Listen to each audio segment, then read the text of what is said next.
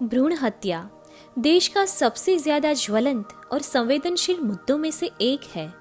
आज समाज के कई सारे लोग, संघ, जुट और कई सारे संप्रदाय भ्रूण हत्या के विरुद्ध विद्रोह तो कर रहे हैं और भ्रूण हत्या के विरुद्ध आगे भी आ रहे हैं, परंतु उसका अमल कितना और कब से, इसी के बीच हमें विचार आता है कि क्या होता होगा उस जीव का, उस बेटी का, जब एक माता पिता खुद अपनी बेटी को मारने के लिए तैयार हो जाते हैं, जिसने इस दुनिया में अभी जन्म ही नहीं लिया है।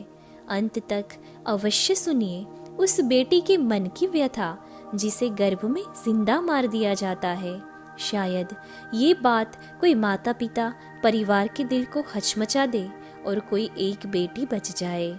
आशा इतनी जरूर रखती हूँ कि मेरा ये छोटा सा प्रयास, छोटा सा संदेश गर्भ में ही मार देने वाले और गर्भ में मारने का सोच रहे माता पिता तक अवश्य पहुँचे। अगर ये बातें सुन के कोई माता पिता अपना निर्णय बदलते हैं तो ये मेरे जीवन की सबसे बड़ी सफलता होगी। तो चलो सुनते हैं इस दुनिया में आने से पहले ही मार दी गई एक बेटी और एक लाड़की की कहानी। मेरी प्यारी मम्मी, मेरे सबसे प्यारे पापा, मैं बहुत ही खुश हूँ। मेरा आगमन आप दोनों के द्वारा इस दुनिया में होने वाला है। आप दोनों का तहे दिल से शुक्रिया कि आप हमें इस रंगीन दुनिया दिखाएंगे। मम्मी, तेरा बहुत बहुत धन्यवाद कि तुम मुझे तुम्हारे गर्भ में पाल रही हो। मम्मी पापा, आप दोनों बहुत खुश होंगे ना, और साथ में नाना नानी, दादा दादी, अंकल आंटी, बड़े पापा, बड़ी मम्मी, सारे लोग भी खुश होंगे ना मेरे आगमन के समाचार सुन के, है ना मेरे मम्मी पापा। मम्मी, तू कितनी दयालु है। मम्मी, तू कितनी प्यारी है कि तुझे पड़ने वाले असह्य कष्टों को सहन करने के बाद भी तू मुझे तुम्हारे गर्भ में इतनी अच्छी तरह से पाल रही है। मम्मी, मैं तेरा ये एहसान जिंदगी भर नहीं भूलूंगी। मैं सदैव तेरी ऋणी रहूंगी। मेरे प्यारे पापा, आपका भी शुक्रिया कि आप भी मेरे आने की राह देख रहे होंगे। मेरे प्यारे पापा, आपके प्रेम को पाने के लिए मैं तरस रही हूँ। मैं अभी से इंतज़ार करती हूँ कि कब ये 9 महीने का सफ़र पूरा हो और मैं जन्म लूँ और आप मुझे प्यार से गले से लगाए और अपना सारा प्यार मुझ पर लुटाए। देखो ना, मेरे गर्भ में आए हुए 2 महीने तो ऐसे ही पसार हो गए। तीसरा माह भी थोड़ा चला गया।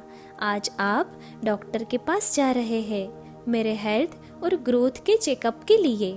साथ में मैं भी बहुत उत्सुक हूँ मेरा डेवलपमेंट कितना हुआ वो सुनने के लिए। आखिर ये दिन आ ही गया। आप दोनों अनजान हैं कि आपकी छोटी सी बेटी यानी कि मैं मम्मी के गर्भ में पल रही हूँ। मतलब मम्मी एक बेटी को जन्म देने वाली है। आप दोनों भी खुश होंगे, है ना मेरे मम्मी पापा। मैं भी बहुत खुश हूँ। मैं देख रही हूँ कि डॉक्टर आप दोनों के साथ कुछ बात कर रहे हैं। लगता है कि कुछ गंभीर मुद्दे पर बात कर रहे हैं। मेरे कान का विकास इतना अभी तक नहीं हुआ है जिसमें मैं आप लोगों की बात सुन सकूं, परंतु मैं आपकी भावनाओं को महसूस ज़रूर कर सकती हूँ। मैं देख रही हूँ कि आप दोनों उदास होके बैठे हैं। अरे ये क्या मैं देख रही हूँ, मेरी मम्मी तो रो रही है। मेरा शारीरिक मानसिक विकास तो एकदम योग्य है, फिर भी आप दोनों दुखी क्यों है। आपको तो खुश होना चाहिए। मम्मी पापा, आप क्यों इतने दुखी हो रहे हो। मैं देख रही हूँ कि मम्मी ने हॉस्पिटल के कपड़े पहने हैं।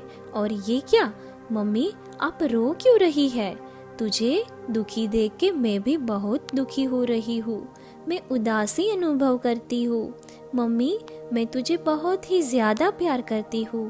तू इस तरह से रोया मत करो। मैं जब इस दुनिया में आऊँगी तो तुझे मैं बहुत सारी खुशियाँ दूँगी। तेरे पास हमेशा तेरी लाडली बन के रहूँगी, जिसे तुम्हारे सारे दुख भूल जाओगी। मम्मी, तुझे तो कोई अलग रूम में ले गए। जो बहुत ही डरावना है। तुझे एक प्लेट पर सुलाया गया और मैं देख रही हूँ कि तू अभी भी रो रही है। मम्मी, तुम बिल्कुल भी ना डरना, तुम हिम्मत रखो, मैं तुम्हारे साथ हूँ। शायद डॉक्टर कुछ चेकअप कर रहे हैं, इसीलिए तुझे डर लग रहा होगा। डॉक्टर तेरे पेट पर कुछ चला रहे हैं। अरे, ये मैं क्या देख रही हूँ? डॉक्टर के हाथ में तो कुछ औजार जैसे दिखते विचित्र साधन है जो मम्मी तेरे नज़दीक ला रहे हैं। मेरी मम्मी, अब तो मुझे भी डर लग रहा है, मैं क्या करूँ? मम्मा, मुझे बहुत ही घबराहट हो रही है, कहीं डॉक्टर मुझे मार तो नहीं देंगे ना? मम्मी, तुम बोलो ना, तुम इतनी चुप क्यों हो? मैं बहुत ही बेचैनी महसूस करती हूँ। अरे, ये क्या? डॉक्टर का चिपिया धीरे धीरे मेरे पास आ रहा है। मैं तो डर के मारे तेरे गर्भ में कोने में इधर उधर छिप रही हूँ, फिर भी वो मेरे पास आ गया। मम्मी, मेरे को बहुत डर लग रहा है। ये क्या? डॉक्टर मेरे पैर को उसके बड़े चिपिये से खींच रहे हैं। मेरा पैर उसके चिपिये की पकड़ में आ गया और वो मुझे बहुत ही बुरी तरह से खींच रहे हैं। मम्मी, मैं भी लड़ रही हूँ, कोशिश कर रही हूँ उसके चिपिये में से बाहर निकलने की। मम्मी, तुम कुछ तो बोलो ना, कुछ तो कहो ना डॉक्टर को कि वो मुझे छोड़ दे। मैंने उसका क्या बिगाड़ा है? मुझे बहुत ही दर्द हो रहा है मम्मा, मेरे पैर से खून निकल रहा है, वो मेरे पैर को काटने लगे हैं, मुझसे अब सहा नहीं जा रहा है। मम्मी, मेरे पैर की 10 उंगलियां उसने काट डाली, मेरे दोनों पैर का डॉक्टर ने टुकड़ा टुकड़ा कर दिया। मम्मी, तू इतनी चुप क्यों बैठी है? तुझे अपनी बेटी पर दया भी नहीं आती? मम्मी, तुम मुझे बचाओ ना मेरी माँ, मेरी मम्मी। भले ही मेरे पैर काट दिए गए, मम्मी मेरे दोनों हाथ सही सलामत है। तुम चिंता ना करना, मेरे ये दोनों हाथों से मैं तुझे घर के सारे कामों में मदद करूंगी। जब तुम थक जाओगी ना तो मैं तुम्हें तुम्हारा सिर दबा दूंगी। यही दोनों हाथों से मैं तुम्हारी सेवा भी करूंगी। पापा जब ऑफिस से थक कर घर आएंगे ना तो मैं उसके दोनों हाथों से मालिश कर दूंगी, पैर दबा दूंगी, उसकी भी सेवा करूंगी। परंतु देखो ना मम्मी, ये डॉक्टर को तो मेरे पर दया ही नहीं आ रही है। उसके खतरनाक साधन ज़्यादा आगे बढ़ रहे हैं, वो मेरे पेट को काट रहे हैं। उसने मेरे आंत, धमनी, हड्डियाँ, किडनी, लीवर सभी अंगों को काट दिया, उसका टुकड़ा टुकड़ा कर दिया। ये सब देखने के बाद भी तुम क्यों चुप हो माँ? तुझे ज़रा भी दया नहीं आती है माँ?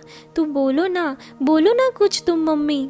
मुझे लगा कि तुम डॉक्टर को मना करोगी कि मुझे चोट ना पहुँचाए, पर तुम तो चुपचाप ये तमाशा देख रही और मैं मरती रही तुम्हारे सामने। मेरा हृदय अभी भी तेरे लिए धड़क रहा है माँ, अभी भी मुझ में प्राण है। तेरा और पापा का प्यार पाने के लिए अभी भी मेरा हृदय धबकार कर रहा है। मुझे अंतिम बार एक बार तो बोल दे माँ, मेरी बेटी, मेरी लाडकी, ऐसा बोल माँ। माँ, मुझे लग रहा है कि अब मैं नहीं जी सकूंगी, मैं मर जाऊंगी माँ।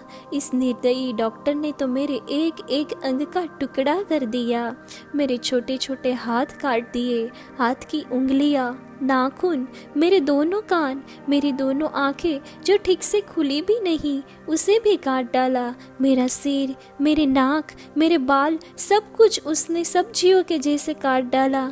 और आखिर मैं सच में मर गई माँ, तेरे गर्भ में ही मर गई माँ। मैं तुम्हारे सामने कटती रही और तुम चुपचाप ये देखती रही। तेरे सहारे तो मैं ये दुनिया में आई थी माँ। मुझे अफसोस रहा कि एक शब्द भी तू मेरे लिए ना बोली। मुझे काट रहे थे और तू चुपचाप देखती रही। तू तो डॉक्टर से भी ज़्यादा निर्दयी निकली मेरी माँ। तुझे पता है, जब मुझे तेरे गर्भ में बेटी बनकर आना था तब मैं बहुत डर रही थी। तब मुझे ईश्वर ने बताया कि वो मुझे ऐसी माँ के घर भेज रहे हैं जहाँ उसे मेरे से ज़्यादा, यानी कि ईश्वर से ज़्यादा प्यार करने वाली माँ होगी, जिसे मैं ईश्वर को ही भूल जाऊंगी। मैं तो इसी आशा से ही तेरी कुख में आई थी कि तुम मुझे बहुत प्यार करोगी, दुलार करोगी। परंतु मम्मी, ईश्वर ने भी मुझसे झूठ बोला कि तू तो पत्थर दिल निकली माँ। मुझे लगा था कि तुम सब लोग बहुत ही खुश होगे मेरे आगमन का समाचार सुन के, परंतु आपने तो कसाई रूप लेके मुझे तो गर्भ में ही दफना दिया। माँ, तेरी ममता कहाँ गई, तेरा प्यार कहाँ गया? मेरे में क्या कमी थी कि तुमने मुझे मारने का निर्णय ले लिया?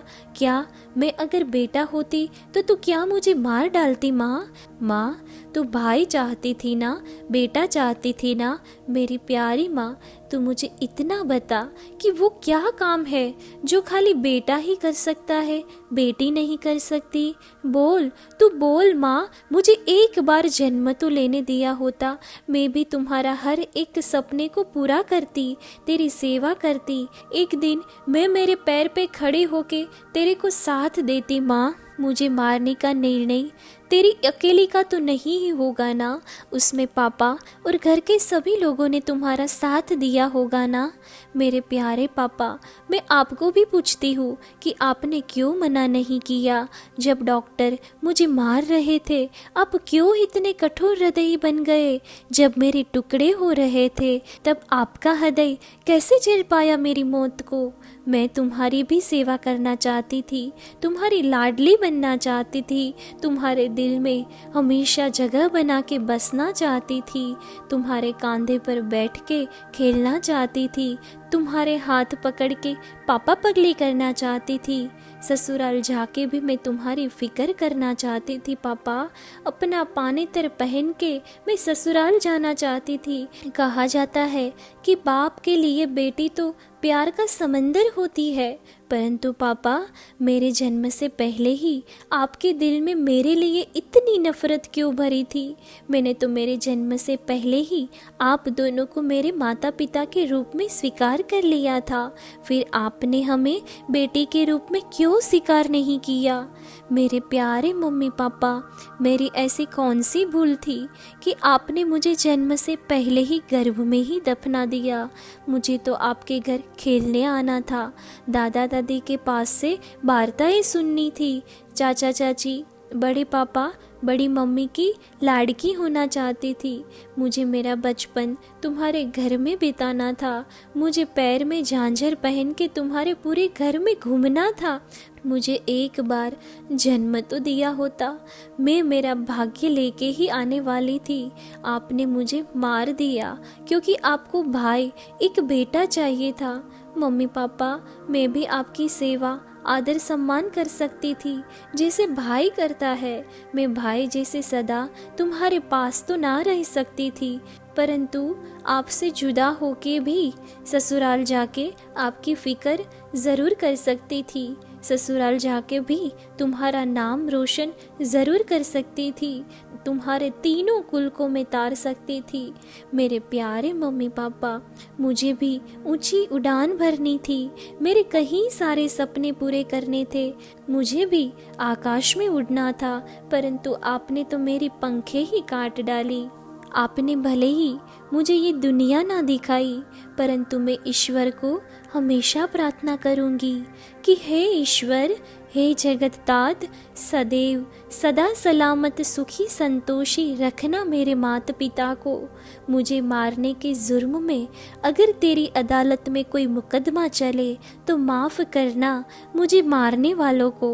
हे प्रभु, इतनी अर्ज तो तुझे भी करती हूँ कि अगर मुझे जन्म देना है तो ऐसी जगह पर देना जहाँ पे बेटी की कद्र हो, जहाँ एक माता पिता प्रार्थना से एक बेटी को बुलाए, बेटी को आवकारे, जहाँ बेटा बेटी में कोई फर्क ना हो, जहाँ बेटा बेटी एक समान हो। देना मुझे जन्म ऐसे माता पिता के घर में जहाँ बेटी सांप का भारा ना हो परंतु तुलसी का क्यारा हो, जहाँ बेटी माँ के हैया का हार हो और पिता के जिगर का टुकड़ा हो। हे विधाता, आप भी गर्भ में बेटी के टुकड़े हो जाए ऐसे भाग्य किसी भी बेटी का अब ना लिखना, नहीं तो माँ धरती भी ध्रुज उठेगी, उस टुकड़े करनार के पाप को झेल नहीं सकेगी। एक विनंती आप सब लोग को भी करती हूँ कि मत मारना उस मासूम को गर्भ में, उसे जीने देना। उसके अच्छे भाग्य से आपके दिन भी पलट जाएंगे। अगर मार दिया आपने उसे गर्भ में तो कभी माफ़ नहीं कर सकेगी वो लाडली आपकी। Please save girl child. Thank you.